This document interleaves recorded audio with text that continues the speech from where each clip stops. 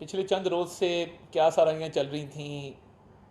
Pashtun तहफ़्फ़ुज़ movement को लेके कि पीटीएम को कुलअदम तंजीम क्यों करार दिया गया और इसके पीछे क्या मुहर्रिकात हैं। तो मैं चाहता था कि इस हवाले से बिल्कुल क्लैरिटी के साथ ये बात वाज़ेह कर दी जाए कि जो काबीना की मंजूरी के बाद पीटीएम को प्रोस्क्राइब्ड ऑर्गेनाइजेशन डिक्लेयर किया गया है और एक कुलअदम तंजीम के तौर पे उस पर पाबंदी लगाई गई है,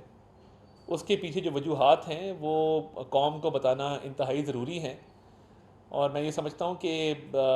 पश्तून तहफ़्फ़ुज़ मूवमेंट की जो पिछले 6 महीनों की अगर आप एक्टिविटी को देखें तो उस एक्टिविटी के तहत जिस तरीके से उन्होंने पाकिस्तान के झंडे को नज़र आतिश किया,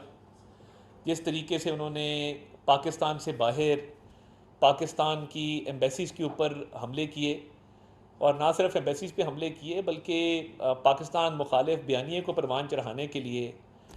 बाकायदा तौर पे फ़ंडिंग भी की और फ़ंडिंग के सोर्सेज जो हैं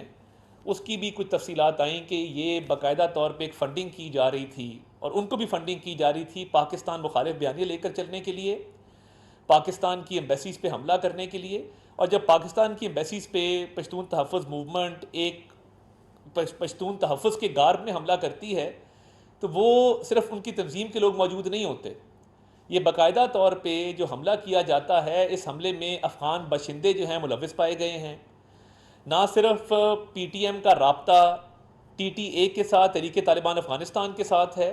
बल्कि तहरीक तालिबान पाकिस्तान के साथ भी उनके मुकम्मल रवाबित हैं। जब ये सारी बात साबित हुई और काबीना में जो बाय सर्कुलेशन ये केस आया कि पीटीएम को कुलअदम तंजीम डिक्लेयर किया जाए, प्रोस्क्राइब्ड ऑर्गेनाइजेशन डिक्लेयर किया जाए और उसको बैन किया जाए, इस पर पाबंदी लगाई जाए, तो ये तमाम अवामिल मद्देनज़र थे